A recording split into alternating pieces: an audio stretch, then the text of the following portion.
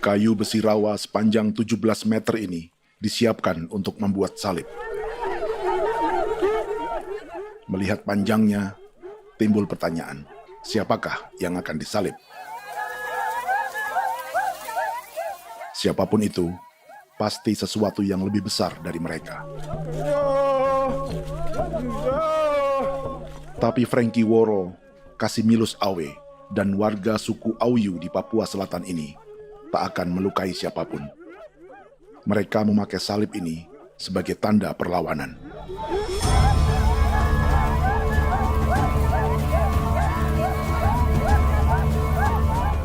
Yang mereka lawan memang lebih besar, yaitu pemerintah Republik Indonesia. Pemerintah sedang mengincar 2,5 juta hektar hutan orang Papua untuk proyek tanaman industri pangan dan energi.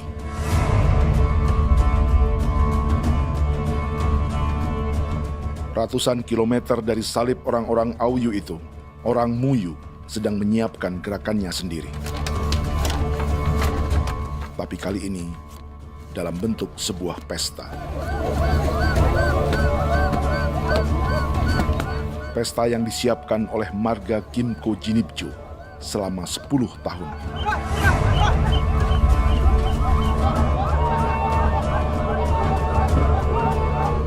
Sosok di marga ini adalah Willem Kimco, orang asli Papua yang tak punya kartu identitas kewarganegaraan manapun.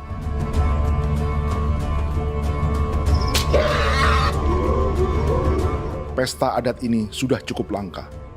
Tak hanya di Papua, bahkan di kawasan Pasifik dan peradaban Melanesia. Awalnya bayarnya aneh kalau bukan. Internet ada kau teker bipnuka, kau teker bipnuka. Dan jita na ya kati kau beri barang dipo. Kau memang ambil kau kuning. Ada gagasan dan gerakan sosial di balik pesta orang-orang Muyu ini.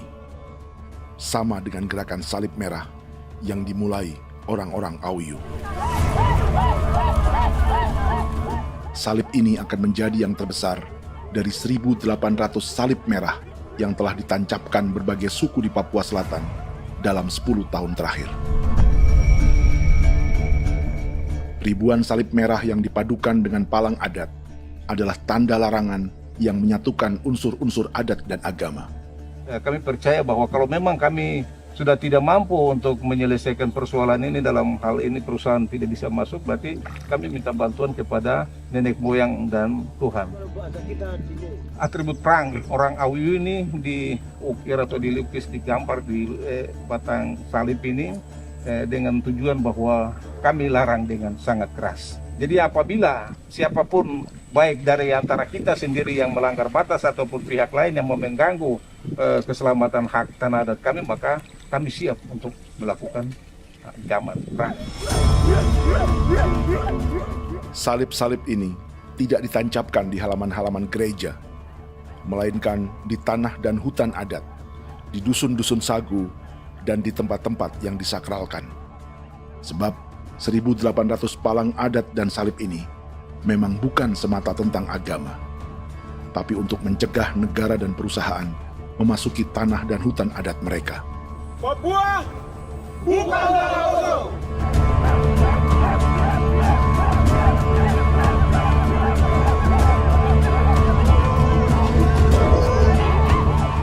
Di zaman TikTok ini, kami ingin menceritakan semua ini lewat film yang pendek.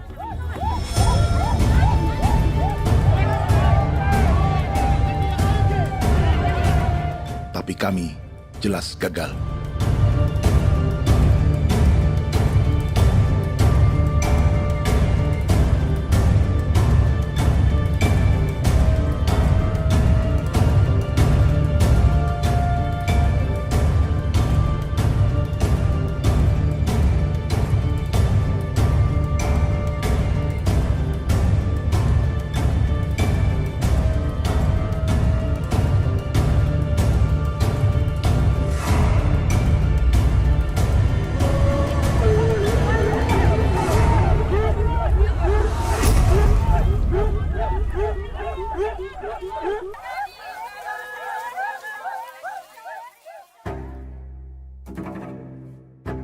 Di planet ini, ada 5 pemilik hutan hujan tropis terluas yang tersisa. Kongo di Afrika, Brazil, Peru, Bolivia, dan Indonesia.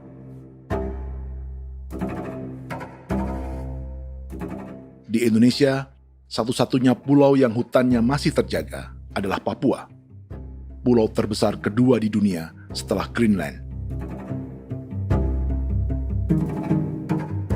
Lewat sejarah kolonialisme yang panjang, pulau ini kini dikuasai 2 negara. Bagian barat oleh Indonesia yang juga dikenal sebagai West Papua, dan bagian timur menjadi Papua Nugini. Dan tepat di perbatasan ini, di bagian Indonesia, sedang terjadi proyek pemusnahan hutan terbesar di dunia.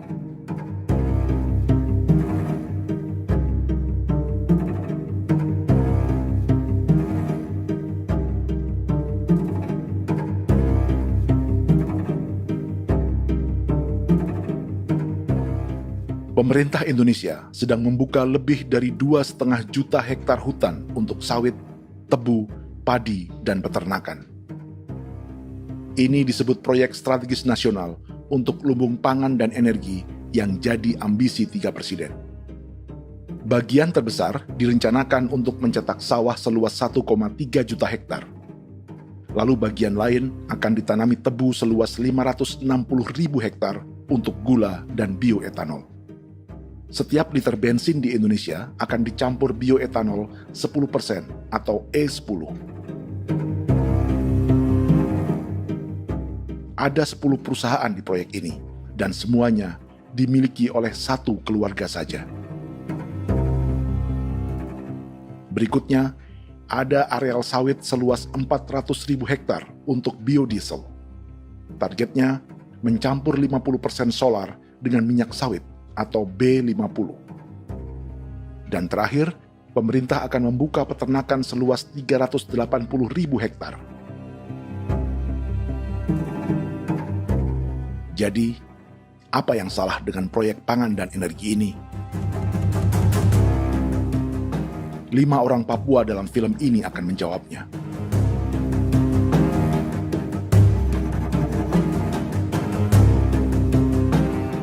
Yang pertama adalah Yasinta Moiwen dari suku Marin.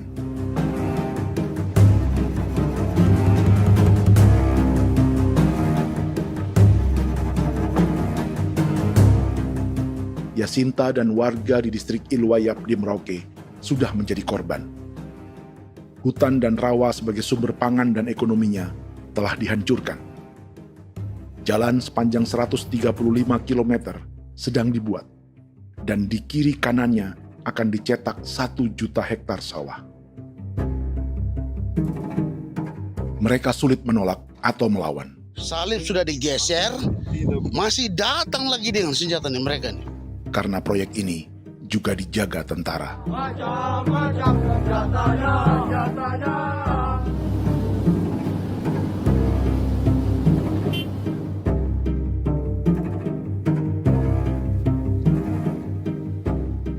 Yang kedua adalah Natalis Buer di distrik Tanah Miring, Merauke. Petani milenial ini merasa ditelantarkan. Sebab setelah hutannya diubah menjadi sawah, sebagian sawah-sawah ini tak tergarap. Orang asli Papua seperti Natalis tak punya modal untuk benih, pupuk, perawatan, hingga ongkos panen.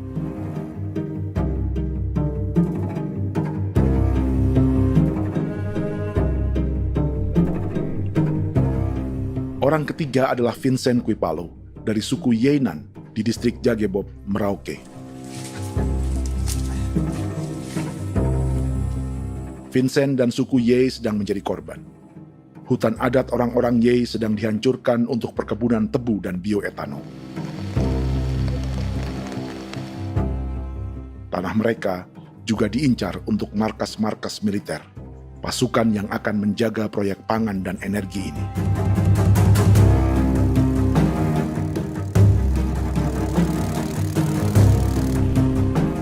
Yang keempat adalah Frankie Woro dari suku Auyu di distrik Fofi, Kabupaten Bovendigul. Hutan dan tanah mereka terancam perluasan perkebunan sawit untuk campuran biodiesel atau B50. Orang-orang dari suku Auyu ini adalah calon korban. Merekalah salah satu pelopor gerakan Palang Adat dan Salib Merah. Meski kadang berseberangan dengan gereja yang mereka anggap lebih mendukung pemerintah dan perusahaan. Mereka bahkan sedang merencanakan gerakan yang lebih besar, dengan salib yang lebih besar. Tanah milik Semu Sobisiba itu bahwa tanah ini diciptakan oleh Tuhan dan memberikan warisan kepada kami. Kami ini hanya hak jaga.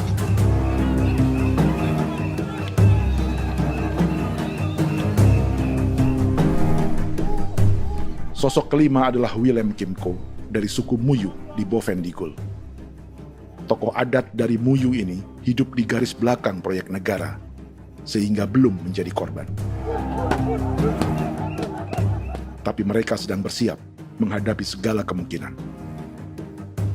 Tinggal di belantara dan perbatasan membuat sebagian mereka tak punya status kewarganegaraan. Tapi mereka telah hidup jauh sebelum ada Indonesia atau Papua Nugini.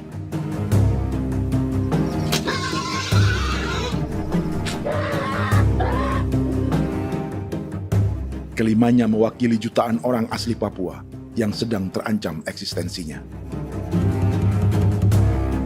Jika kita merasa kepunahan peradaban Neanderthal di Eropa, Aztec dan Inca di Amerika, atau aborigin di Australia adalah sejarah masa lalu, film ini menceritakan bagaimana pemusnahan sebuah bangsa dan kepunahan sebuah peradaban sedang terjadi di masa hidup kita. Kepunahan bukan karena kerusakan lingkungan dan ruang hidup semata, juga karena dihantam 60 tahun operasi militer.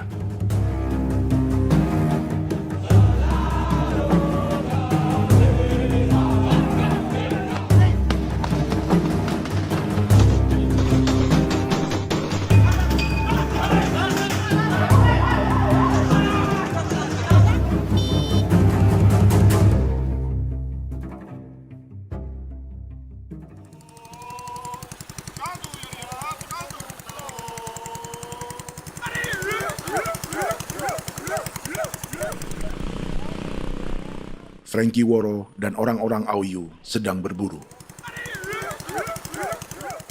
Tapi lokasi perburuan mereka mulai dikuasai perusahaan perkebunan sawit.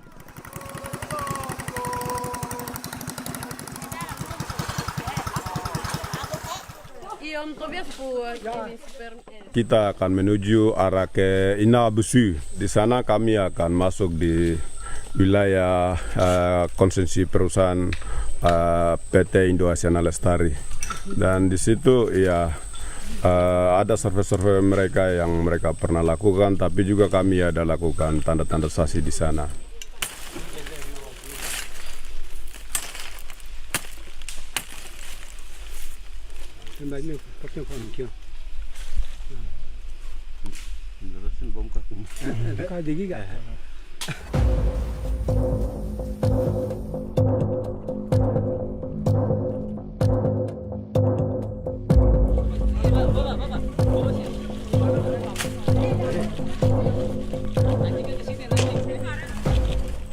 Dapat dengan yang induknya, tapi karena induknya dia lari dan terlambat kerja, akhirnya yang bisa kita dapat dia punya anak ini saja.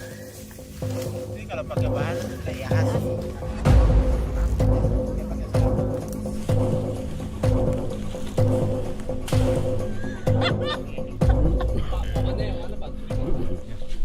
pohon ini pohon bitanggur, dia punya kayu ini kita biasa gunakan untuk kerja perahu, dan juga kulit depu getanya itu kita pakai untuk kerja ini, panah-panah ini lem, jadikan lem ini panah-panah.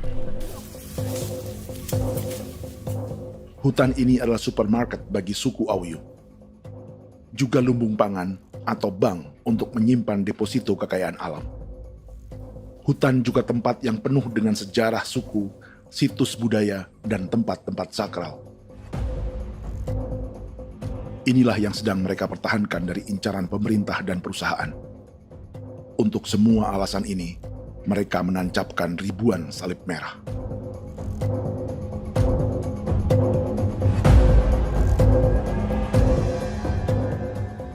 Tapi dari kampung, warga suku Auyu memberi kabar pada Frankie tentang intimidasi oleh aparat negara agar mereka melepas tanah ke perusahaan sawit dan berhenti memasang palang adat dan salib merah.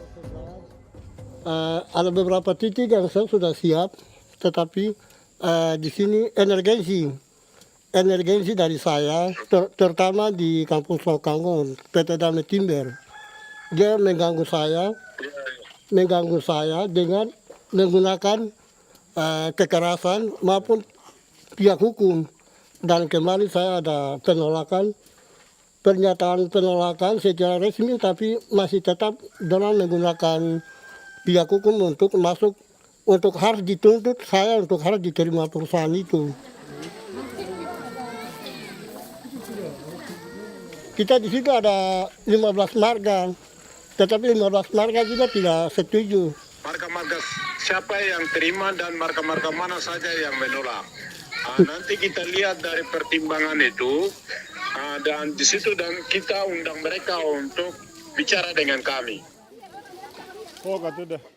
Sebagai sosok yang aktif dalam gerakan, warga Auyu terus memberi informasi lapangan kepada Frankie yang tak selalu berada di kampungnya. Izin pernyataan yang mereka paksa saya untuk tanda tangan itu, tapi sementara saya tidak tanda tangan. Data semua ada di tangan saya. Ya. Baik, kalau gitu itu lebih bagus karena tanda tangan itu yang berbahaya. Iya. Tanda tangan itu yang lebih berbahaya karena sekarang ini modern dan canggih, dan itu yang mereka biasa pakai untuk tipu muslihat. Mereka biasa pakai itu di tanda tangan itu. Betul. Dari Bambisa juga di Sofia dia masuk untuk memaksakan kami marga untuk harus menerima perusahaan itu. Tapi kemarin kami sudah menolak. Babinsa nama bosku. Babinsa di sini nama bosku. Oh, ya. Itu yang sekarang strategi militer yang sekarang mereka pakai. Jadi yang penting masyarakat itu yang benar-benar mau menolak siap dukung ketua marga siapa yang nanti tampil. Ini adalah peta konsesi sawit untuk biodiesel dalam proyek strategis nasional. Dan di distrik Fofi inilah, orang-orang Auyu hidup dari sungai dan hutan. Tapi Frankie di Bovendigul masih lebih beruntung. Setidaknya dibandingkan Yasinta Mowien di Merauke yang sudah kehilangan hutan dan rawanya.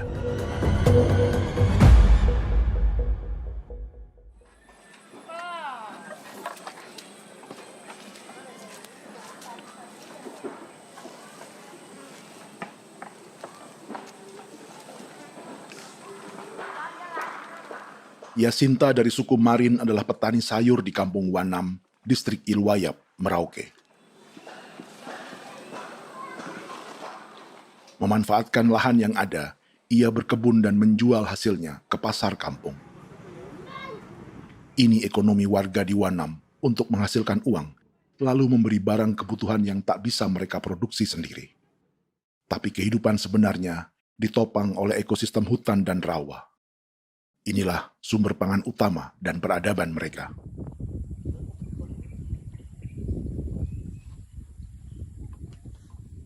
Namun ketenangan ini diusik ketika tiba-tiba pada Mei 2024, di Pelabuhan Wanam datang ratusan alat berat untuk proyek pangan dan energi pemerintah.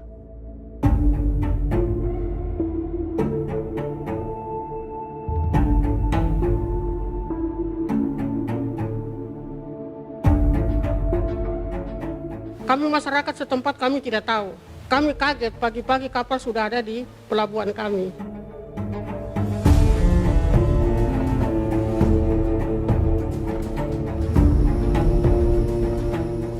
Yasinta Mowien atau Enrika Gebze dan warga lainnya tak pernah diajak bicara atau dimintai pendapat.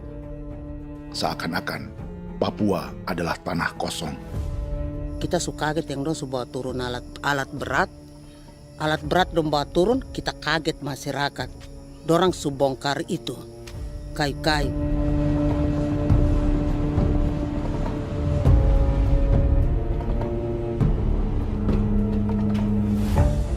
Bersamaan dengan alat-alat berat itu, juga berdatangan tentara Indonesia untuk mengawal proyek pembukaan hutan milik Jacinta.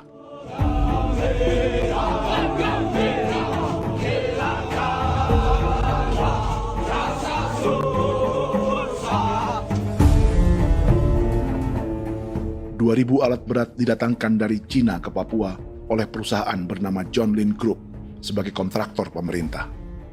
Ini disebut sebagai pesanan eskavator terbesar di dunia dengan nilai 4 triliun rupiah. Misinya membuka hutan dan rawa milik orang Marin, salah satunya untuk membangun jalan sepanjang 135 km. Sementara di kiri kanannya akan dicetak sawah yang ditargetkan seluas 1,3 juta hektar. Jalan berupa garis lurus ini bukan rute tradisional ekonomi masyarakat. Jalan ini akan menghubungkan kawasan perkebunan sawit dan tebu di sebelah timur, juga untuk mobilisasi pasukan militer. John Lin Group adalah perusahaan yang dimiliki Andi Samsudin Arsyad atau yang dikenal dengan Haji Isam. Sebagian orang mengenalnya sebagai pengusaha yang hobi balapan mobil.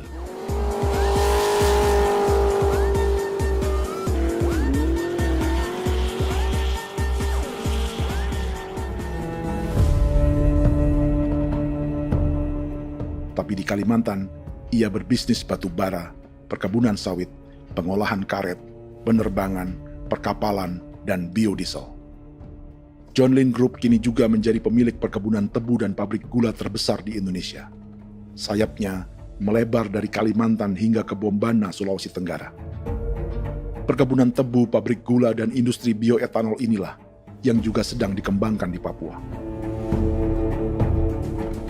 Foto ini adalah momen ketika Isam bersama kerabatnya, Menteri Pertanian Amran Sulaiman dan Menteri Pertahanan Syafri Samsudin, meluncurkan program biodiesel atau B50 di Kalimantan Selatan. B50 artinya, setiap 1 liter solar, 50%-nya akan dicampur minyak sawit. Perusahaannya, PT John Lin Agroraya, menjadi salah satu pemainnya.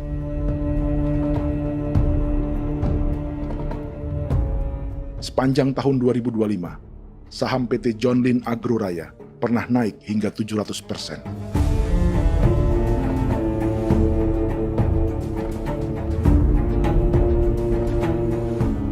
Perusahaan sawitnya yang lain, PT Pradiksi Gunatama, sahamnya bahkan pernah naik 4.000% hanya dalam 1 tahun. Dari harga saham ini saja, nilai kekayaan keluarga Isam diperkirakan mencapai 100 triliun rupiah lebih, menjadikannya salah satu keluarga terkaya di Indonesia dan salah satu pemain penting industri bioenergi. Dan di Papua Selatan inilah sebagian sawit-sawit untuk mendukung program B50 akan ditanam. Inilah tanah orang-orang Wambon, Muyu, Marin, Yei, atau Auyu seperti Frankie Ward.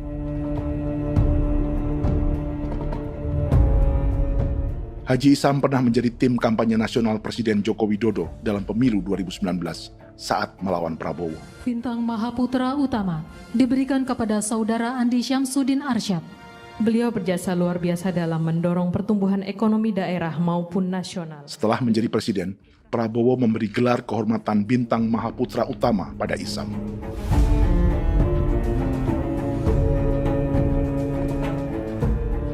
Sejumlah menteri Prabowo, juga kerabat dan orang-orang yang pernah bekerja di perusahaan Isam.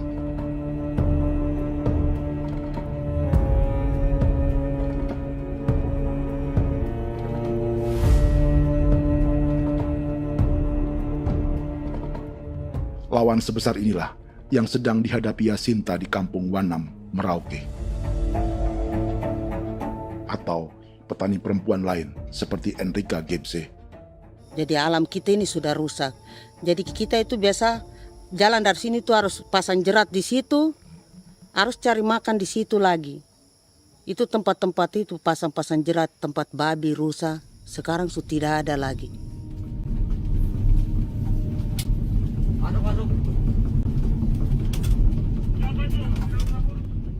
Rekaman ini memberi gambaran bagaimana Kasuari kehilangan rumah di bekas hutan dan rawa yang telah dibabat.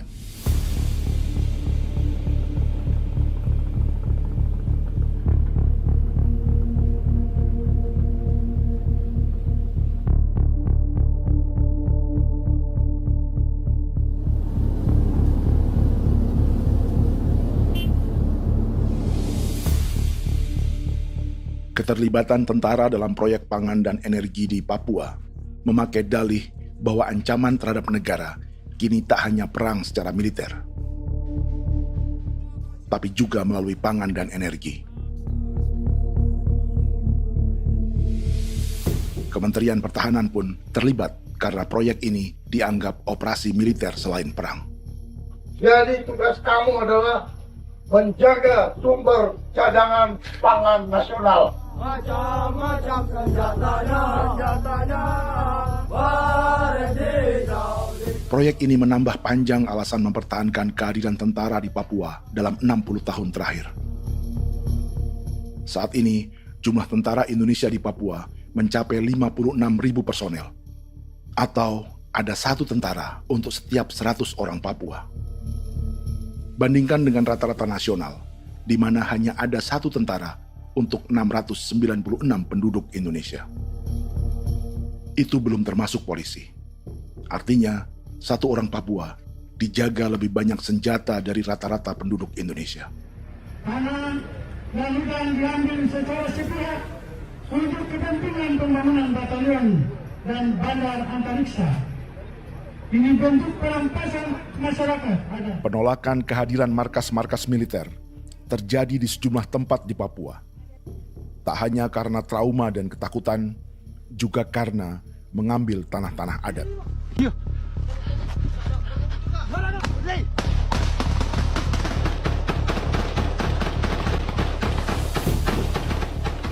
Salah satu alasan mengapa militer terus ditambah di Papua, karena masih ada perlawanan dari Organisasi Papua Merdeka atau OPM selama 50 tahun terakhir.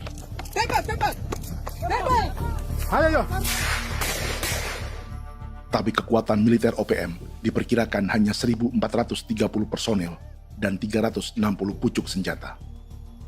Selebihnya, mereka menggunakan senjata tradisional.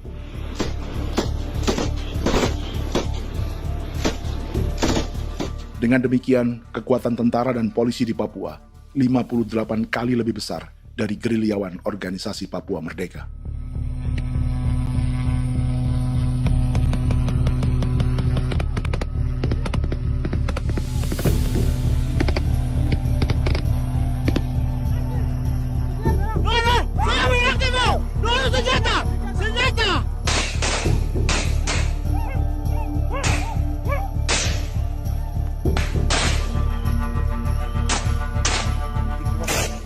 Sebagian tentara berada di garis depan pertempuran, tapi sebagian besar lainnya terlibat operasi non-tempur menjaga proyek pemerintah dan investor swasta.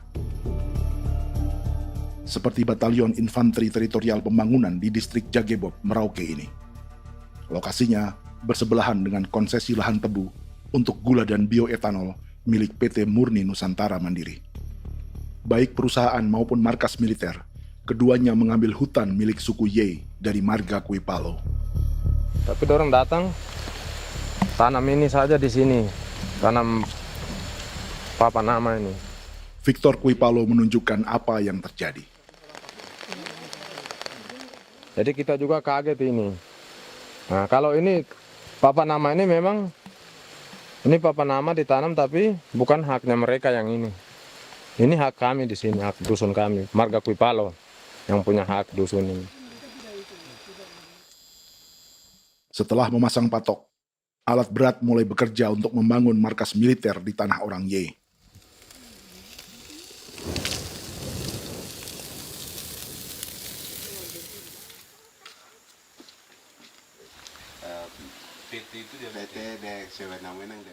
Kehadiran markas militer mengkhawatirkan warga yang pernah mengalami trauma. Takut kenapa? Kalau macam yang awal macam sekarang bu kampung hidup ini kan aman. Terus kenapa harus didirikan korem di sini? Bukankah dengan adanya Korem semakin aman ada tentara di sini? Kalau untuk kampung kayaknya tidak bisa aman kalau ada tentara, paling masyarakat dipukul itu ini.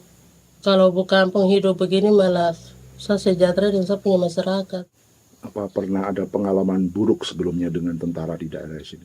Ada yang cerita waktu pos-pos di sini tuh di 13, 12 itu zaman katanya Patimura. Memang kasihan. Malah kita punya orang ini yang dianiaya betul, dipukul. Disuruh kerja bakti tidak mau atau lama mencari, namanya kita pangkur sagu itu butuh waktu 1 minggu. Kalau lama begitu ya paling diseret apa pukul itu. Operasi militer Indonesia di Papua dimulai tahun 1962 lewat Operasi Trikora. Tapi perlawanan bersenjata pertama di Papua baru dilakukan tahun 1965 di Manokwari. Nanti tanggal 1 Mei jam 12.30 pemerintahan di Irian Barat mutlak akan jatuh di tangan.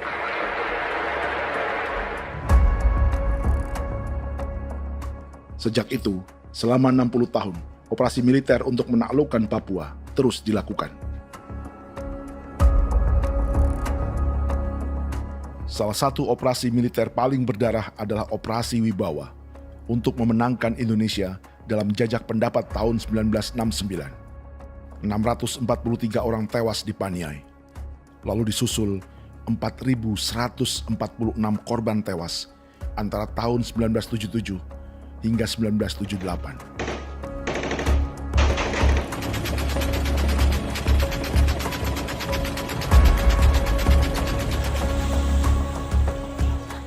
Operasi militer ini menimbulkan gelombang pengungsian hingga kini. Dewan Gereja Papua mencatat 103.000 orang menjadi pengungsi pada tahun 2025 dan nyaris tak diberitakan media-media Jakarta.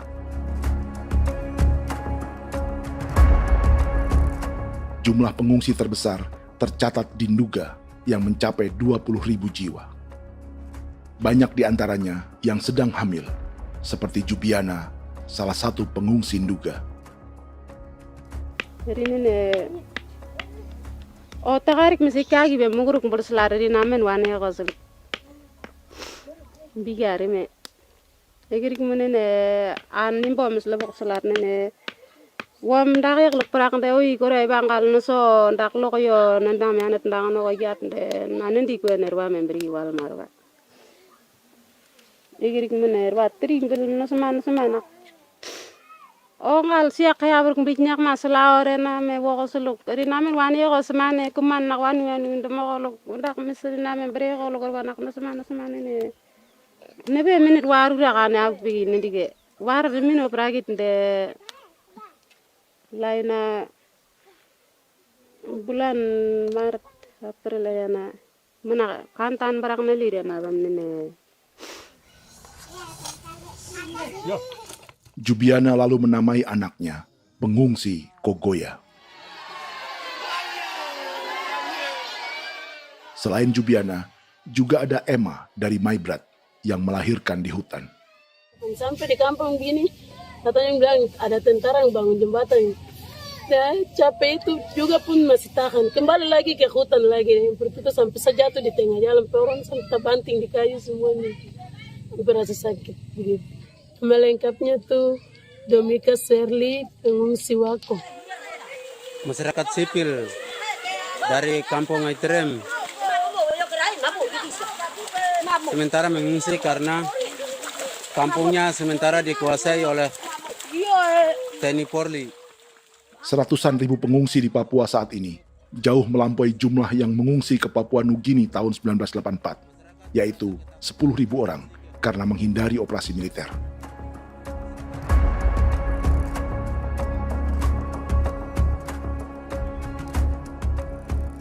Bersamaan dengan operasi militer, eksploitasi sumber daya alam Papua juga dilakukan sejak masuknya tambang emas dan tembaga Freeport pada tahun 1967.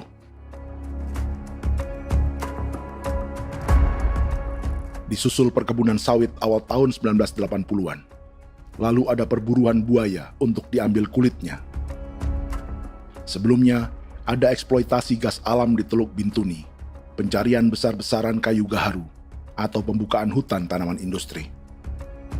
Ini belum termasuk perburuan dan perdagangan ikan arwana di selatan Papua, penebangan kayu merbau dari hutan-hutan Jayapura, emas di Blok Wabu Intan Jaya, bahkan nikel di pulau-pulau kecil Raja Ampat. Dan kini, dalam skala yang belum pernah terjadi dalam sejarah, Papua dipaksa mencetak sawah, tebu untuk bioetanol, dan sawit untuk biodiesel.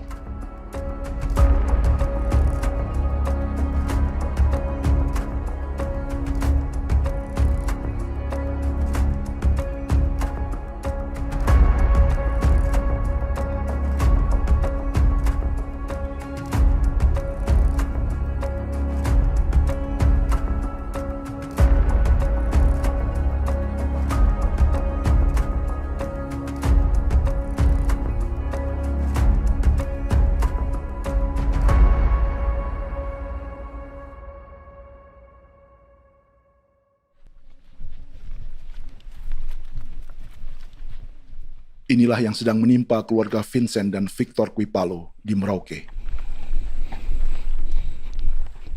Hutan mereka diambil untuk markas militer dan industri perkebunan, PT Murni Nusantara Mandiri. 1 dari 10 perusahaan yang diberi konsesi untuk menanam tebu dan memproduksi gula serta bioetanol seluas 52.000 hektar.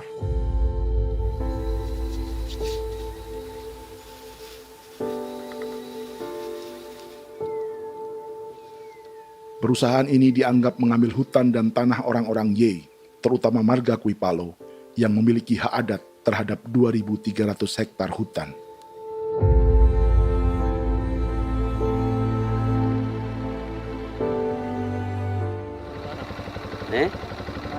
Tentara?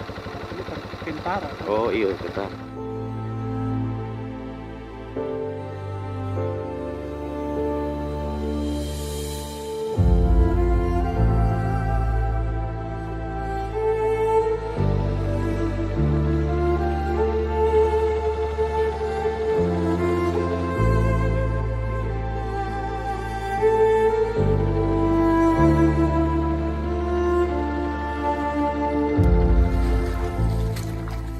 Keluarga Kuipalo sedang melihat apakah perusahaan semakin mengancam tanah mereka. Dan kekhawatiran itu terbukti. Iya, makanya tadi saya bilang ini dari sini saja dekat ini sudah masuk di dalam ujung lapang ini. Ini hutan, yang ini hutan yang dorong ada bongkar sekarang ini. Ini sudah punya alat sudah dekat ini. Dekat sekali ini. Ini di sini. Nacau, kelapa itu yang jalan lama, jalan setapak ini. Dari udara, terlihat alat-alat berat semakin mendekati tanah orang-orang Ye, marga Kuipalo.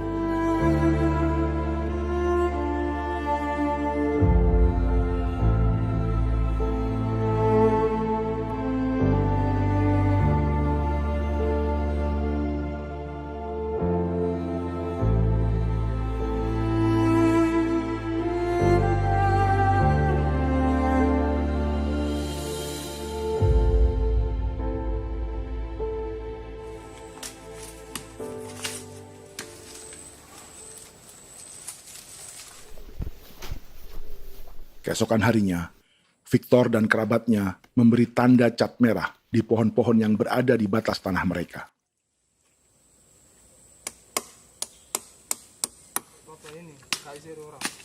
Tapi tanda peringatan adat ini tak diindahkan perusahaan.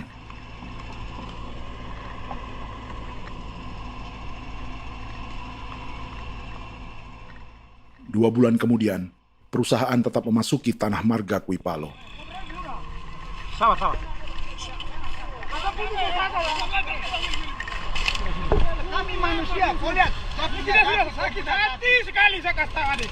Ini sama baik kalau pikiran berubah lagi. Kami juga punya tangan, hanya beda rambut. Mister itu juga. Woi, buka. Sudah tidak.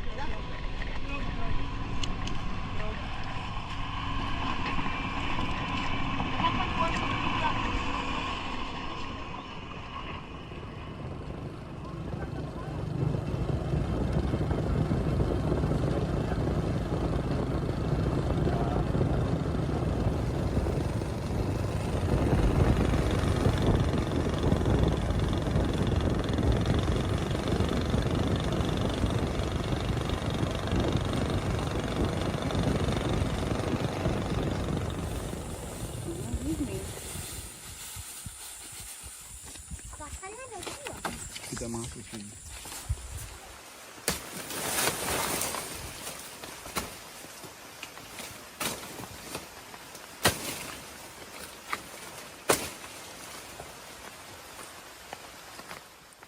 Jadi ya untuk itu seperti saya katakan tadi, apakah lebih baik kita tidak usah ada kah atau bagaimana, kita pisahkan,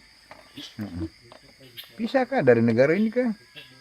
Jangankan tuh, saya kemarin bicara sama Daniel, datang sama saya dengan persoalan Kodam ini, saya bilang Pak Daniel kalau lebih baik saya ngungsi ke Papua Nugini. Dia bilang, aduh Bapak jangan begitu. Ya memang, kalau tidak bisa menghargai kami, lebih baik pilihan yang itu yang saya memilih. Lebih baik saya pindah dari sini. Saya mengungsi ke Papua Nugini, di negara tetangga. Masih di laut. Apa? Ada ini. Karena saya bilang sama Kapolsek Pak, Agustus ini 17 Agustus saya tidak kasih naik bendera merah putih. Saya bendera ada, nanti saya taruh di meja. Bendera saya ada. Karena saya punya pikiran percuma kita ini merasa bahwa kita hidup di bawah naungan merah putih. Ternyata merah putih tidak lindungi kami. Tidak anggap kami sebagai kami rakyatnya. Dia lambang negara.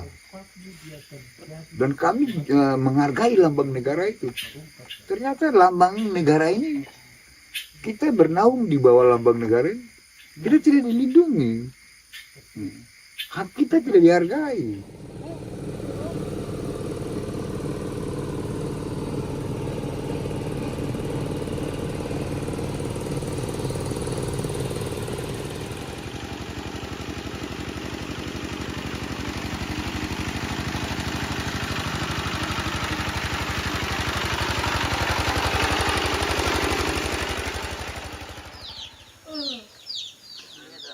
Marga Kuipalo dari suku Ye terus mendapat teror dan intimidasi agar melepas tanah mereka yang hanya dihargai Rp300.000 per hektar. Tapi mereka tidak berjualan tanah. Makanya mama itu tidak suka untuk lepas tanah. Untuk apa? Baru di dalam hutan itu ada obat-obat tradisi. Itu sudah Kalau macam ada sayur juga, kita ambil sayur yang dia tumbuh sendiri. Jadi kita ini mau kemana, kalau itu sudah digusur, ya habis. Kita ini jadi penonton. Jangan sampai kita ini duduk minta di jalan.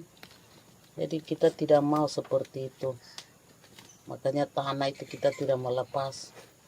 Tapi mungkin orang lain tuh dia senang saja. Lebih baik saya pegang uang merah dulu. Saya bisa beli-beli itu ini. Nanti datang uang sudah habis, gembel. Mau cari kemana lagi, hutan sudah habis. Mau makan ikan di mana, kali sudah hancur. Seperti Yasinta di Wanam, suara dan gerakan kaum perempuan Papua sangat nyaring dan tak bisa diabaikan. Saya sebagai perempuan tolak untuk perusahaan masuk di sini. Karena kalau saya terima anak-anak saya mau dikemanakan, mau tinggal di mana. Apapun yang terjadi saya tetap tolak. Demi tanah ini saya akan berjuang, demi saya punya anak-anak. Yang katanya mengutamakan anak Papua, nyatanya yang kerja kebanyakan ya orang-orang Jawa. Saya sendiri orang Jawa, tapi bukan mau bicara yang tidak-tidak. Memang kenyataannya seperti orang-orang Papua itu diterbelakangkan, kurang diutamakan. Itu.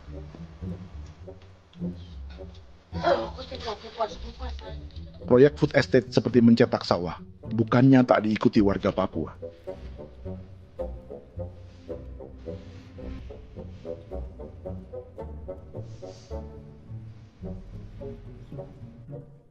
Salah satunya Natalis Buer di distrik Tanah Miring, Merauke.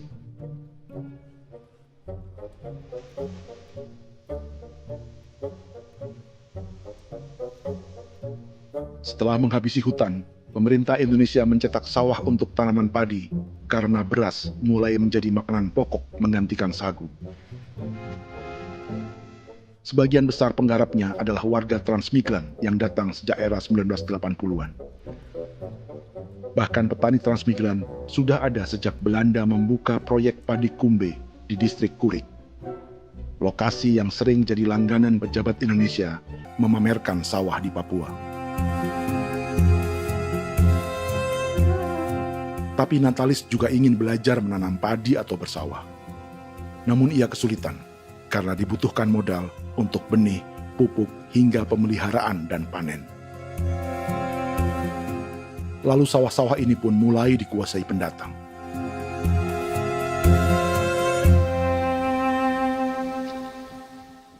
Tapi sejauh ini di kampung kami ini yang saya lihat memang ada kelompok kami punya di sini yang sudah tergabung dalam Gapoktan, kemudian masuk dalam optimalisasi lahan. Tapi baru saya anak asli yang punya lahan di sini. Mereka tidak punya. Pemerintah dalam hal ini adalah Kementerian Pertanian bersama-sama Kementerian Pertahanan yang dalam hal ini pada garis di bawahnya adalah TNI Angkatan Darat, memberikan support yang maksimal kepada masyarakat khususnya di Merauke dalam rangka. Saya kemarin habis 9 juta. 9 juta ya? Iya, 9 juta karena dia sudah tidak dipakai toh. Ya. Dia sudah... Perempuan Papua seperti Filomina juga mau bertani. Pemerintah memberi bantuan Rp900.000 per hektar lewat program optimalisasi lahan atau OPLAH. Tapi dibanding biaya produksi dan harga jual gabah, Filomina mengaku berkali-kali rugi dan kini memutuskan tak lagi menggarap sawahnya. Terus kita harus cari uang untuk kombe. Betul. Karung kita beli. Karung beri sendiri lagi. Tenda kita beli. Ini dari yang offline ini don tidak siapkan. Tidak ada. Tidak ada ya, jadi mama don sendiri. Itu yang saya ada bilang, 900.000. Itu modal untuk Kerja sawah ini. mulai dari kerja sampai nanti panen. Panen. Wih, ngeri sekali. Iya, lucu toh? Tidak dapat itu. Betul, Mam. Dong pemangkut begini. Kalau disuruh tanam ubi berhektar-hektar, mari datang. Kita tahu cara rawatnya bagaimana, Iya. tanamnya bagaimana, tanam model bagaimana supaya hasilnya model begitu. Kita tahu. Kalau yang ini kan kita baru belajar. Sebagian hutan milik warga Senayu di Merauke sudah dibuka untuk sawah dan kebun tebu oleh PT Global Papua Abadi. Proyek pertanian ini dikerjakan oleh Kodim Merauke. Mereka melepas sebagian tanah karena ingin belajar bertani. Saya punya nenek moyang tidak ajar saya tanam padi. Tapi saya mau berubah. Generasi saya yang berikut ini besok lusa tidak bisa makan pisang, sagu. Namun program optimalisasi lahan yang dijanjikan dengan berbagai bantuan tak dirasakan Filomina. Obat rumput beli, obat padi beli, jonder kita bayar, bahkan bibit masih kurang, cari bibit lagi beli. Jadi saya memang kalau program pemerintah saya sama sekali saya tidak suka. Baku tipu saja.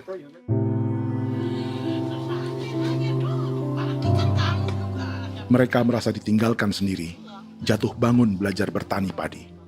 Sementara sumber pangan dan air yang semula mudah didapat, kini telah berganti sawah dan kebun tebu. Dulu kita masih bisa jalan, nanti masak di kali, pakai air kali. Minum pakai air kali. Sekarang, kok mau masak? Tidak ada air, Air sudah susu, mau minum tidak bisa. Sudah dengan obat. Drone semprot tebu itu saja drone. Drone yang semprot. Saya lihat di itu.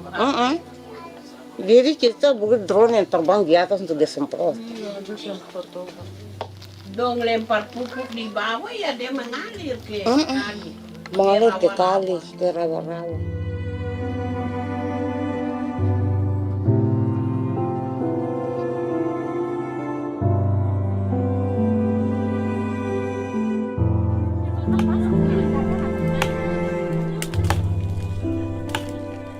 Seperti pertanian sawah bagi orang Bali atau Toraja, Bagi orang Auyu dan suku-suku lainnya di Papua Selatan, sagu juga bukan semata tentang pangan.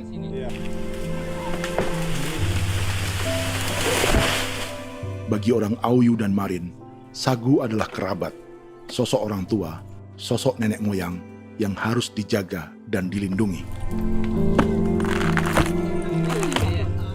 Lagi bikin apa mama ini mama? Pakai tokok itu sagu.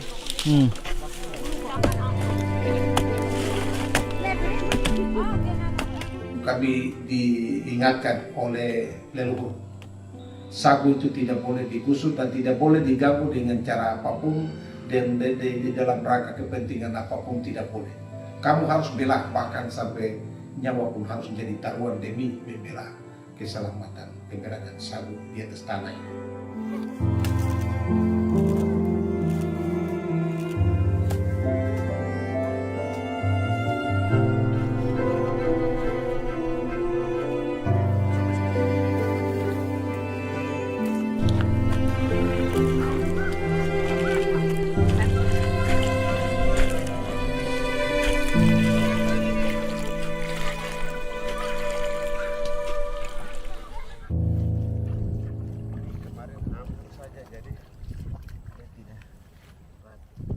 Menurut Natalis, pemerintah di Jakarta mendefinisikan lumbung pangan semata urusan beras dan mencetak sawah. Sebenarnya orang Papua itu bukan tidak bisa bertani. Kami tanam ubi itu bagian dari pertanian. Nah, pertanian yang dimaksud oleh pemerintah itu harusnya selalu itu kalau bisa pemerintah harus spesifikkan pertanian apa yang dimaksud, pertanian tanam padi atau pertanian tanam ubi, petasan dan lain-lain. Ini yang harus dispesifikkan dulu. Begitu, sehingga tidak menjustifikasi kami orang asli Marin bahwa kami tidak bisa bertani, bukan. Kami buka kebun besar-besar di sana, bahkan bermeter-meter, ratus-ratus meter pakai sekop, bukan pakai ekskavator, tapi ini pakai skop. Itu pertanian, begitu.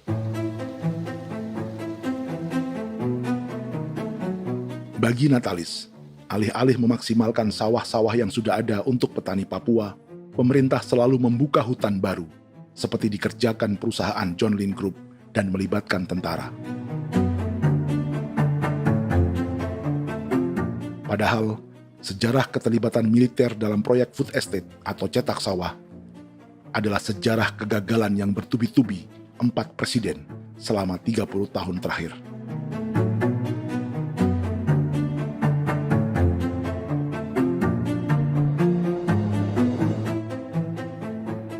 Papua bukan yang pertama menjadi proyek lumbung pangan yang melibatkan tentara.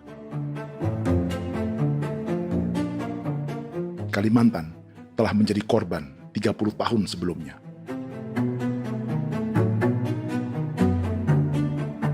Ini adalah bekas hutan yang sudah dibuka di Pulang Pisau, Kalimantan Tengah.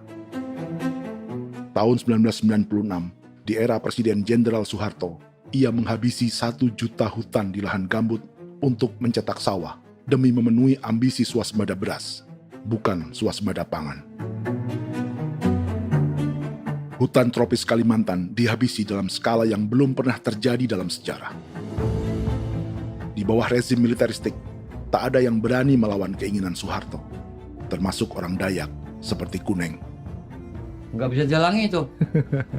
Nggak boleh dihalangi. Ya kalau ada kata-kata aja menghalangi, sudah kita diseret ke kepolisian dulu. Atau bisa langsung di PKI-kan. Iya, di PKI-kan gitulah. Jadi kita tuh nggak berani apa-apa dulu tuh. Apa maunya aja. Misal bilangnya A. Setahun setelah pengundulan hutan skala besar itu, tahun 1997, untuk pertama kalinya Kalimantan mengalami kebakaran lahan dan kabut asap terbesar dalam sejarah.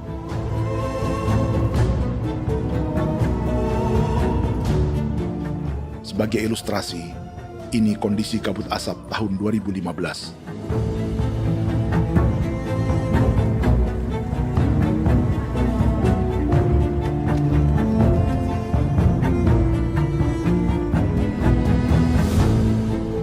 Proyek 1 juta hektar sawah Jenderal Soeharto itu gagal.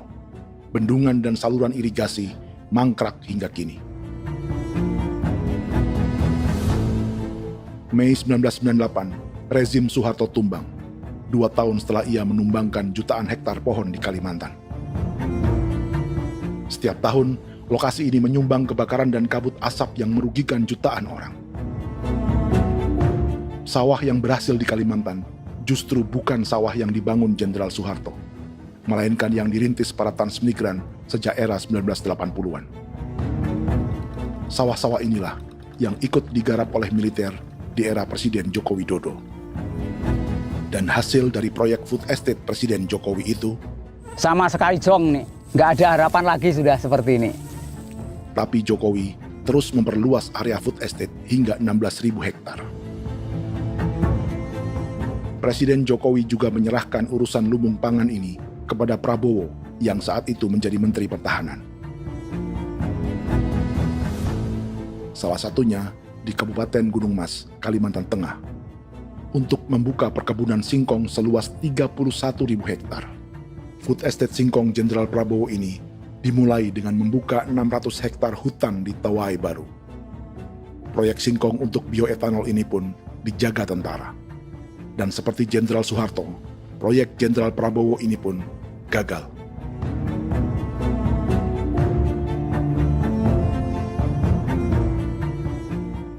Dengan reputasi ini, Joko Widodo dan Prabowo justru sedang membuka 2,5 juta hektar di Papua.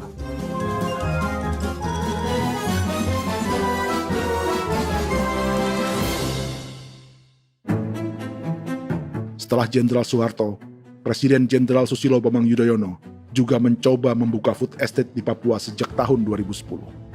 Namanya Merauke Integrated Food and Energy Estate atau MIFE. Proyek ini juga gagal. Lalu di lokasi yang sama, Jokowi berusaha meneruskan dengan proyek mencetak sawah 1,2 juta hektar yang juga gagal. Sekarang yang paling siap adalah 1,2 hektar. Yang 1,2 juta hektar. Dan kini, Prabowo yang pernah gagal dengan 600 hektar singkong di Kalimantan justru akan mengulangi di Papua dengan skala 2,5 juta hektar. Di daerah Papua pun harus ditanam kelapa sawit supaya bisa menghasilkan juga BBM dari kelapa sawit. Dalam setiap proyek pangan dan energi di Papua, yang lebih menonjol bukan tanaman pangannya, melainkan untuk energi atau bahan bakarnya. Sawit untuk biodiesel dan tebu untuk industri bioetanol. Ada 10 perusahaan yang diberi konsesi hingga 0,5 juta hektar untuk tebu. Dan 10 perusahaan itu dimiliki oleh 1 keluarga saja.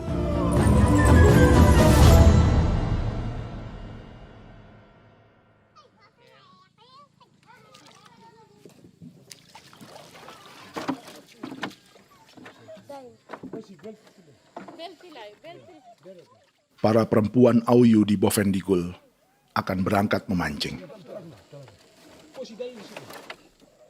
Priska Beni membantu menyiapkan perahu.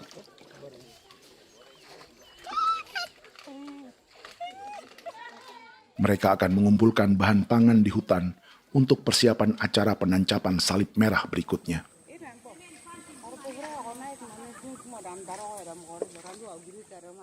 Priska sudah mengambil posisi memancing.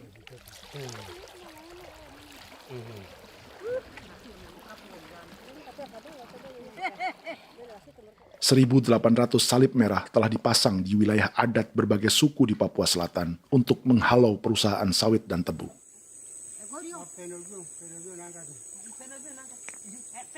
Maria Tebung yang paling muda datang membawa hasil.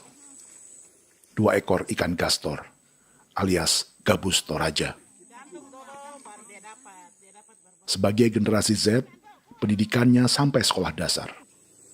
Di perusahaan perkebunan seperti sawit atau tebu, ijazah SD hanya bisa menjadi buruh kasar. Tapi ia tak tertarik.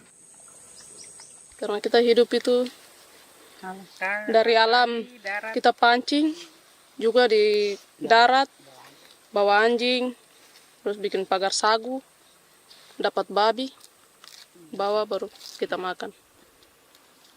Jadi kita tidak mau perusahaan masuk. Kita tidak akan terima.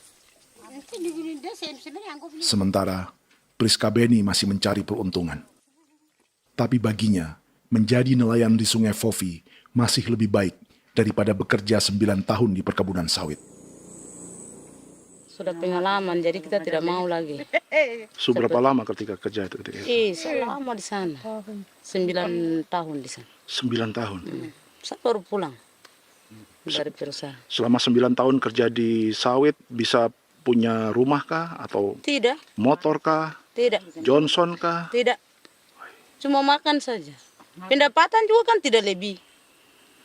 Habis dimakan.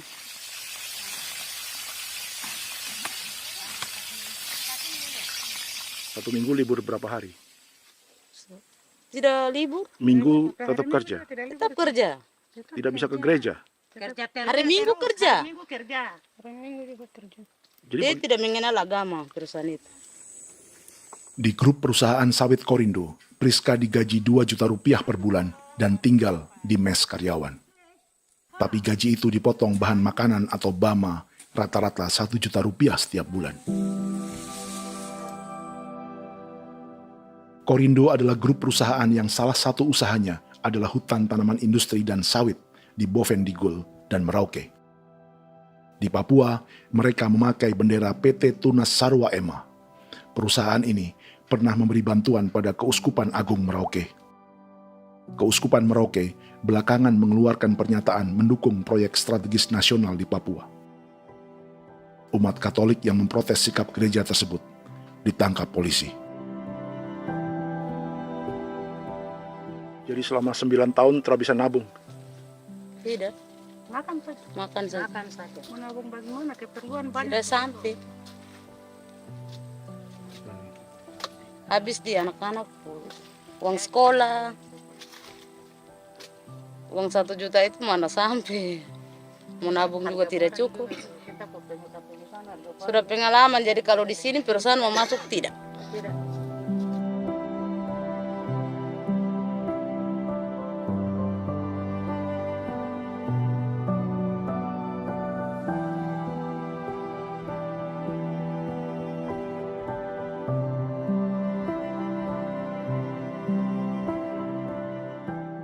Dan menu makan siang seperti ini agaknya sulit bagi buruh sawit atau tebu yang digaji 2 juta rupiah per bulan.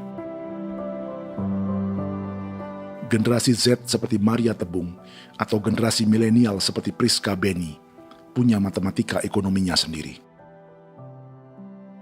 Sawit untuk biodiesel atau tebu untuk bioetanol tak akan ada bedanya bagi mereka.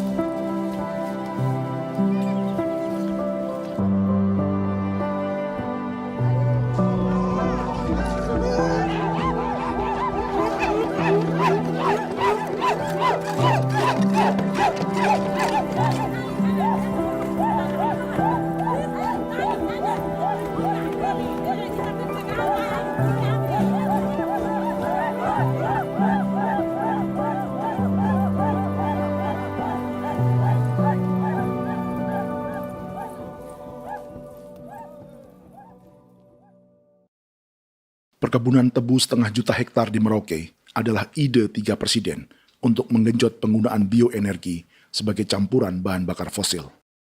Selain swasembada pangan, swasembada energi di daerah Papua pun harus ditanam kelapa sawit supaya bisa menghasilkan juga BBM dari kelapa sawit. Juga tebu menghasilkan etanol. Singkong, kasava juga untuk menghasilkan etanol. Bioetanol adalah bahan bakar nabati atau tumbuhan yang dapat dicampur dengan bensin. Sama dengan program biodiesel yang mencampur solar dengan minyak sawit. Pertamina saat ini sudah menjual BBM bioetanol dengan campuran 5% yang dipasarkan dengan merek Pertamax Green 95. Tapi pemerintah ingin menaikkan kadarnya menjadi 10% atau E10. Maka ke depan kita akan mendorong untuk ada E10. Kemarin malam sudah kami rapat dengan Bapak Presiden. Bapak Presiden sudah menyetujui untuk direncanakan mandatori 10% etanol. Idenya untuk mengurangi ketergantungan pada bahan bakar fosil yang diimpor dan menimbulkan polusi.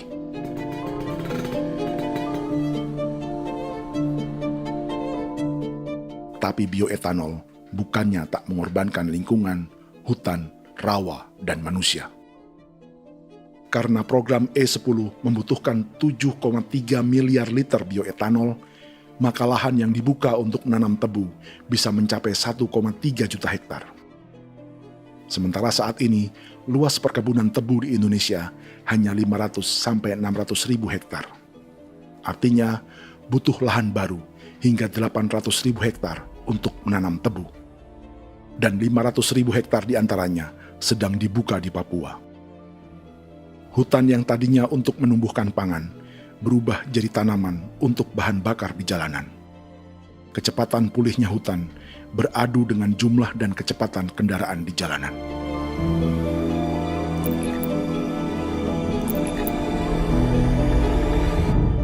Dahaga terhadap energi tak pernah bisa dipuaskan.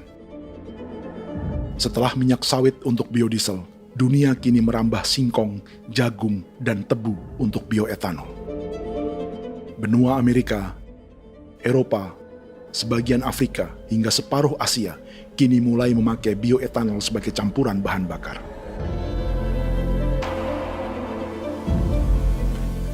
Selain perebutan lahan, masa depan dunia juga dibayangi semakin mahalnya harga pangan karena persaingan antara perut manusia dengan tangki kendaraan.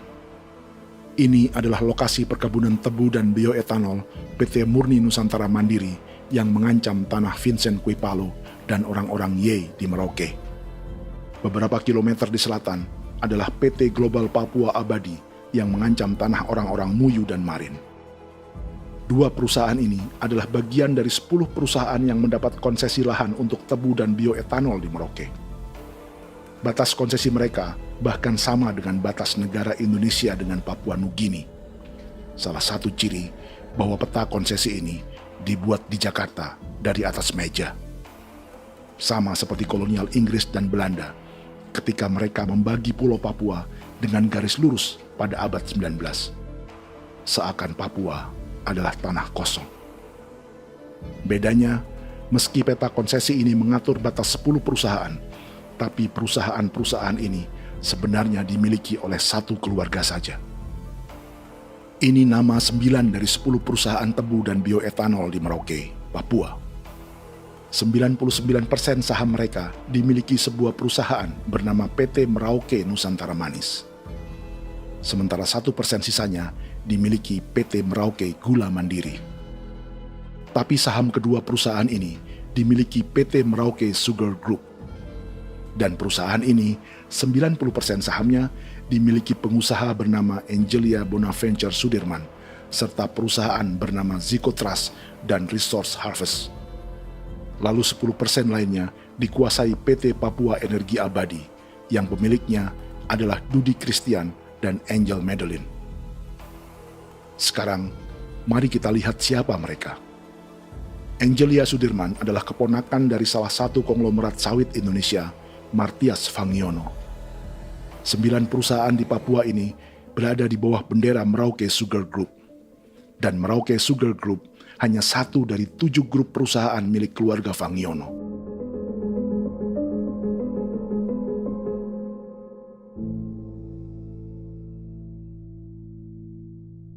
Ini Martias Fangiono.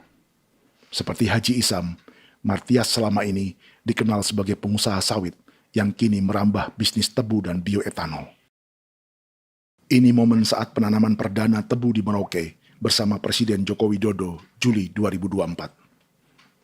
Di sini juga ada anak Martias Fangiono, yaitu Wirastuti Fangiono. Wirastuti adalah salah satu yang menonjol dari keluarga Fangiono. Tahun 2025, Forbes mencatatnya sebagai konglomerat termuda dengan kekayaan 23 triliun rupiah yang mengendalikan 2 grup usaha, FAP Agri dan Surya Dumai Industri. Keduanya adalah perusahaan sawit dan biodiesel. Anak dan bapak ini adalah investor utama bagi Jokowi dan Prabowo untuk proyek tebu dan bioetanol di Papua. Sementara yang ini adalah mertua Sitorus, pemilik raksasa agribisnis dunia, Wilmar International, yang juga memegang konsesi sawit di Papua lewat berbagai perusahaan. Tapi mertua kini memakai bendera baru, yaitu KPN Corporation atau Karunia Prima Nastari. KPN inilah yang memiliki kelindan bisnis dengan keluarga Fangiono untuk proyek tebu Merauke. Apalagi grup Wilmar yang didirikannya juga pemain gula utama di Australia. Tahun 2010, Wilmar membeli 100% saham perusahaan gula terbesar Australia, Sucrogin. Akuisisi senilai 1,5 miliar dolar Amerika ini langsung menjadikan Wilmar pemain tebu terbesar kelima dunia. Sebagian bibit tebu yang ditanam di Merauke adalah varietas yang dikembangkan Lembaga Riset Gula Australia atau Sugar Research Australia. Sugar Research Australia lalu menjalin kontrak pengembangan bibit dengan PT Global Papua Abadi milik Fangiono. Tapi masalahnya, Sugar Research Australia adalah badan publik yang tugasnya memajukan petani tebu dan sebagian dananya berasal dari pajak warga Australia. Itu artinya, warga Australia membiayai pengembangan bibit tebu untuk investor dan pemerintah Indonesia. Dokumen ini menunjukkan bahwa lembaga yang dibiayai warga Australia itu pernah memiliki kontrak penyediaan bibit dengan PT Global Papua Abadi milik keluarga Fangiono. Kontrak itu baru berakhir pada November 2024. Artinya, saat Presiden Jokowi dan keluarga Fangiono menanam bibit tebu pada Juli 2024 ini, kontrak itu masih berlaku. Nama lain dalam keluarga ini adalah Siliandra Fangiono, yang pada tahun 2024 dijuluki Raja Sawit Termuda dengan kekayaan 39 triliun rupiah dalam catatan Forbes. Ia mengendalikan grup First Resources.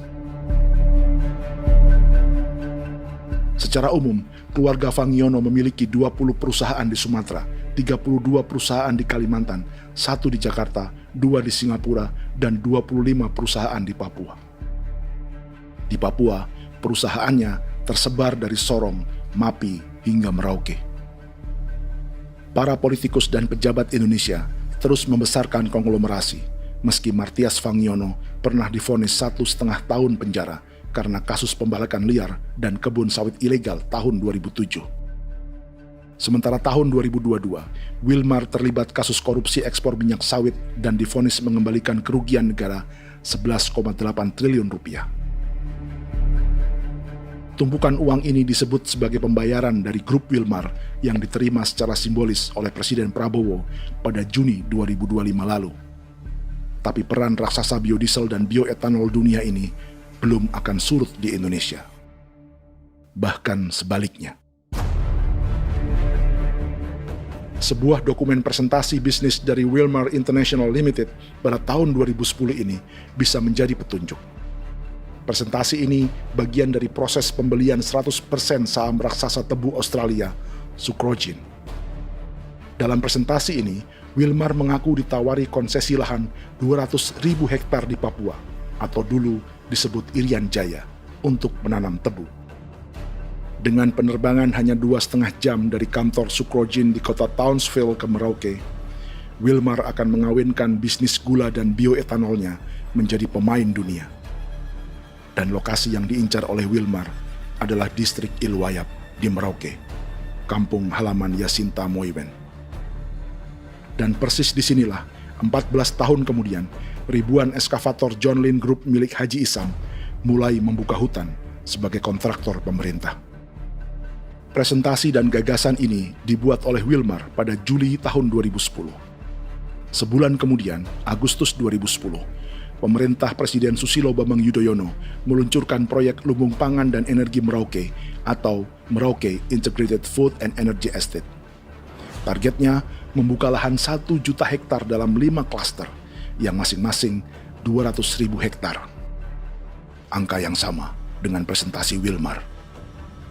5 tahun kemudian, 2015, giliran Presiden Joko Widodo yang mau melanjutkan proyek pangan dan energi 1,2 juta hektar. Menjelang pensiun sebagai presiden, Jokowi kembali menggencarkan proyek ini dan melibatkan Prabowo sebagai Menteri Pertahanan. Jokowi lalu mendukung Prabowo sebagai presiden berpasangan dengan anaknya, Gibran Rakabuming Raka sebagai wakil presiden. Kini, setelah menjadi presiden, giliran Prabowo yang melanjutkan proyek bioetanol dan biodiesel dengan memobilisasi militer dan melibatkan pejabat-pejabat yang juga para elit partai koalisinya.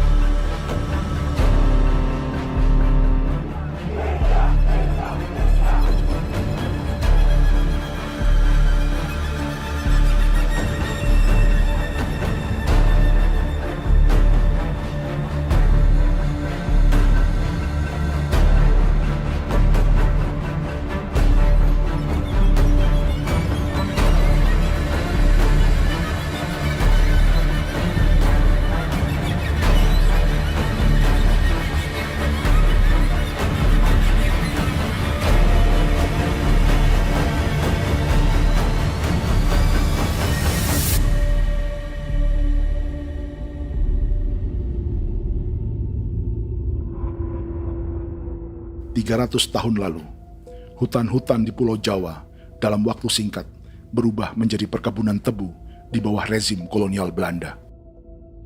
Orang Jawa menjadi buruh dan petaninya dipaksa menanam tebu.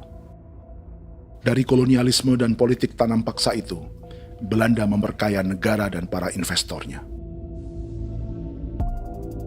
Tak puas membuka hutan untuk perkebunan di Jawa dan Sumatera, kolonial Belanda menanam tebu hingga di Suriname dan mengerahkan ribuan orang Jawa sebagai buruh pada tahun 1890. Inggris yang sudah menguasai negara seluas India dan Papua Nugini pun masih menanam tebu jauh di tengah Samudra Pasifik, di tanah orang-orang Fiji. Lalu memindahkan puluhan ribu orang India menjadi buruh di sana.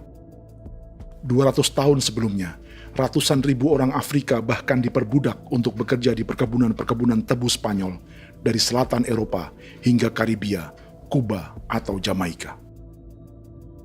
Jika dulu tebu menjadi gula atau emas putih, kini cerita kolonialisme tebu berlanjut di Papua untuk bahan bakar nabati atau bioetanol. Dan seperti semua cerita tentang kolonialisme, akan ada yang berpesta dan ada yang membayar. Dalam setiap cerita pesta kolonialisme, baik di Jawa, Karibia, atau di Papua, selalu melibatkan para elit lokal, dari pejabat, perwira, hingga agamawan. Tapi dalam setiap kolonialisme, juga selalu ada cerita tentang mereka yang mempertahankan diri dan melawan.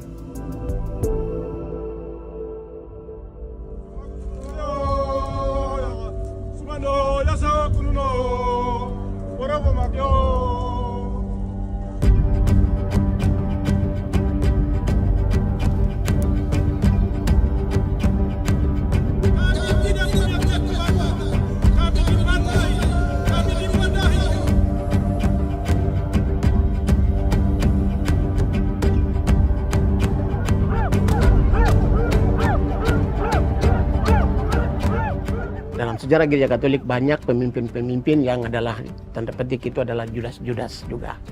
Jadi itu sudah pasti karena itu adalah manusia. Satu sisi sebagai manusia dalam perjalanan digoda, apalagi ada dalam posisi-posisi jabatan ya mungkin banyak tawaran-tawaran lain, lalu disitulah terjadi pergeseran keberpihakannya kepada misi gereja tadi itu untuk umat, untuk mereka yang tertindas. Orang kirim ekskuvator, orang kirim tentara, orang kirim polisi. Pukul kami bukan pencuri, kami tidak pernah mencuri orang barang. Kami tidak pernah menangis ke orang lain. Kami tidak pernah menangis ke kita Bapak Mama, kami menangis kepadamu. Tuhan kami lemah. sudah tahu dia kata ini hijau cikui ya. Orang datang ke bangsa kami, ke wilayah kami untuk kasih habis kami.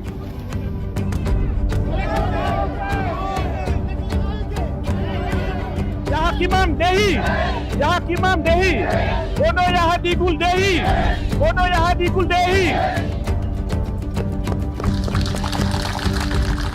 Kita buat sasi seperti begini untuk menolak perusahaan apapun yang masuk di tanah kami. Kalau kita kasih, kita bikin rusak sekarang, kita punya generasi berikutnya mau dapat kemana. Jadi kita nyatakan sikap di sore hari ini, kami tolak. Apa yang dilakukan pemerintah untuk PSN adalah kejahatan. Pemerintah bagian dari kejahatan, aktor perusak dan pembunuh terhadap negara, terhadap alam, hutan, terhadap manusia. Jadi negara jadi aktor pembunuh. Jadi Pilatusnya siapa? Negara, pemerintah Jakarta ini. Tanah Wiu bukan tanah kosong. Masyarakat adat kami masyarakat. Perusahaan tolak. Biar nasa.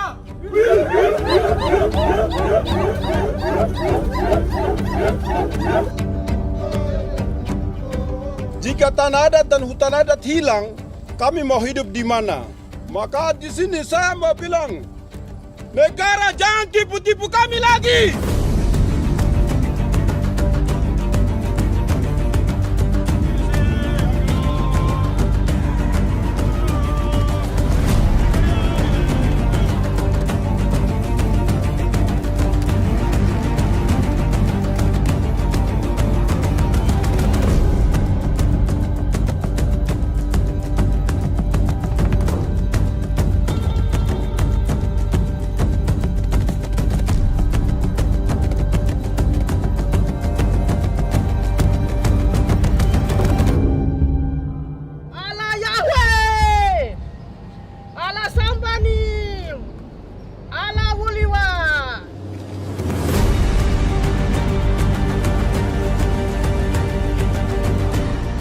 Kalau kami dianggap orang Papua itu bagian daripada Republik ini, tolong hargai kami.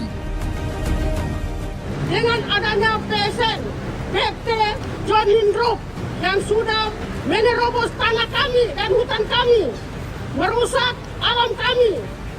Itu yang kami datang ke Jakarta jauh-jauh dari Papua. Kami mau bersuara kepada Bapak Presiden Prabowo Subianto, di mana keadilan untuk masyarakat Papua. Tolong lihat masyarakat Papua yang sudah mati. Kami bersepakat menyatakan, 1. Gereja-gereja di Indonesia mendukung masyarakat adat yang menolak proyek strategis nasional di tanah Papua. 2. Gereja-gereja di Indonesia menolak militerisme dan otoritarianisme di Indonesia.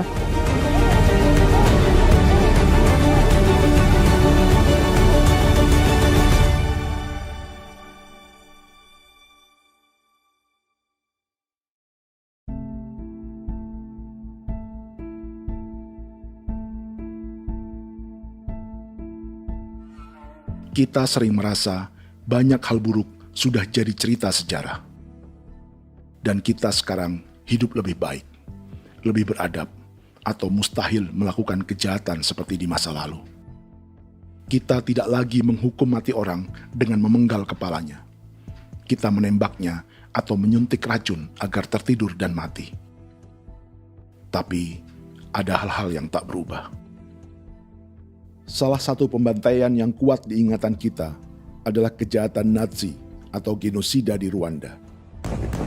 Padahal pembantaian juga sedang terjadi di masa kita, seperti di Gaza, Palestina. Penghancuran sebuah peradaban seperti Indian di Amerika atau aborigin di Australia juga kita anggap masa lalu. Sekarang kita merasa lebih baik dan lebih toleran. Padahal proses penghancuran bahkan pemusnahan yang sama sedang terjadi terhadap bangsa Melanesia di Papua. Begitu juga dengan praktik kolonialisme. Kita merasa penjajahan seperti dilakukan Portugis, Inggris, atau Belanda sudah menjadi sejarah. Dan Indonesia tidak mungkin menjajah. Padahal itulah yang sedang terjadi dan dirasakan di Papua.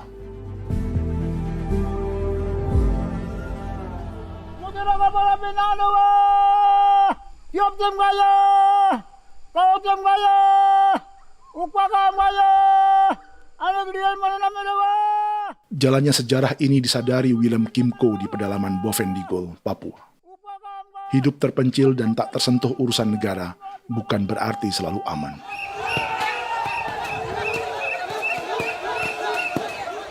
Untuk sampai di tempat ini, orang-orang Muyu menempuh 2 hari berjalan kaki mengarungi hutan, lembah, dan sungai. Termasuk mereka yang datang dari perbatasan Papua Nugini.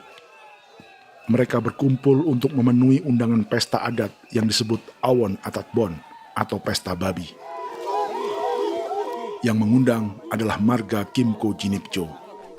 Yang dituakan di marga ini adalah Willem Kimco. Ia tak punya kartu tanda penduduk dan kewarganegaraan manapun, baik Indonesia atau Papua Nugini.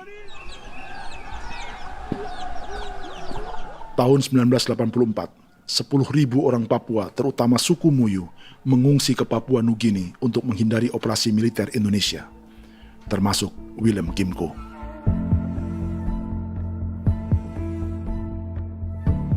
Apa yang membuat pesta adat ini istimewa?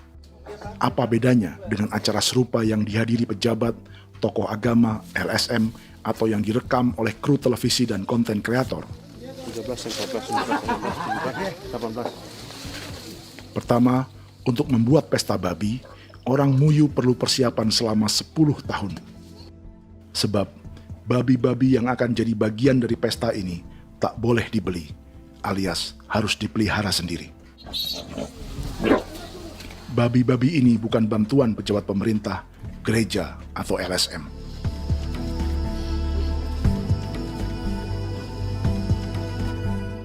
Yang kedua, babi-babi ini tidak dipelihara di kandang. Jadi punya nama babi ini kah? Harimau. Harimau? Harimau. Dia kulit dengan ini bulu di harimau, macam harimau begitu yang kasih nama harimau. Setelah diberi nama, mereka dilepas liarkan di hutan sejak kecil. 10 tahun kemudian, jika tiba saatnya pesta, para pemburu akan mencari mereka di dalam 479 hektar hutan milik marga Kimco. Suku atau marga lain tak akan mencurinya di hutan, karena mereka sudah punya babi dan wilayah masing-masing. Itu artinya, mereka harus tetap menjaga dan mempertahankan hutannya, agar babi-babi bisa hidup. Demikian juga dengan lahan pangan mereka, yang menumbuhkan sagu, keladi, atau aneka sayuran.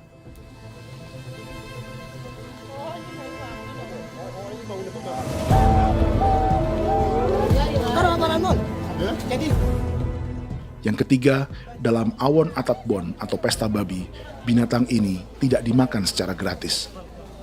Setiap marga atau klan dalam suku Muyu akan membayar jerih payah tuan rumah menjaga hutan dan memelihara babi.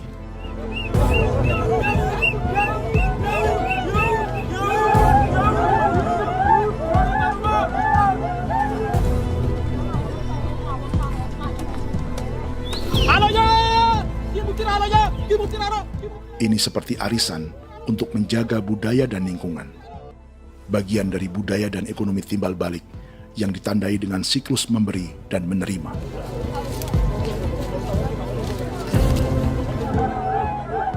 Ini juga cara orang Muyu membangun dan memperluas aliansi.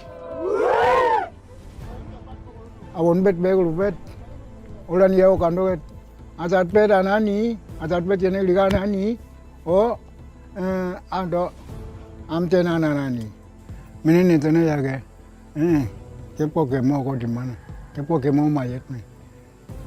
Kep tetek mau yang kep kan bet wini ke iftore wen. Nih wen nih tanah ke kadek nih. Oke, kep kan nanti kutu apa mau kepo ke pasar kutu orang. Kon kene man gini wan. Koko kati bolon jabeng. Koko kuning bolon ja. Jika Willem Kimco dan marganya bisa menjaga hutan dan wilayahnya, marga lain ikut diuntungkan sebagai sebuah ekosistem. Demikian juga sebaliknya. Alasan keempat, mengapa pesta babi ini memiliki tempat khusus dalam peradaban orang Muyu, karena Willem Kimco khawatir peradaban mereka akan punah, menyusul ancaman terhadap ekosistem dan hutan. Setiap marga atau klan harus mengkonsolidasi diri dan membangun aliansi.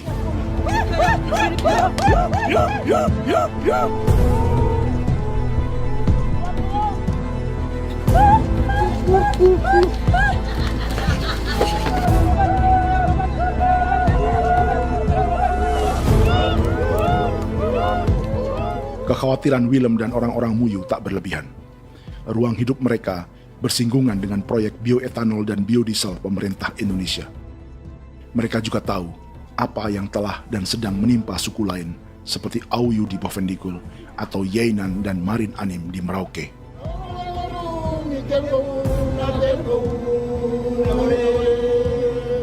Jika suku-suku lain menggunakan palang adat dan salib merah sebagai gerakan perlawanan, orang-orang Muyu memakai pesta babi untuk mempersiapkan diri dan konsolidasi.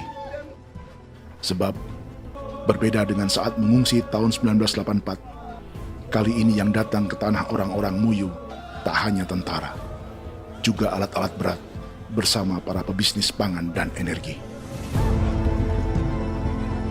Manu, awan apa?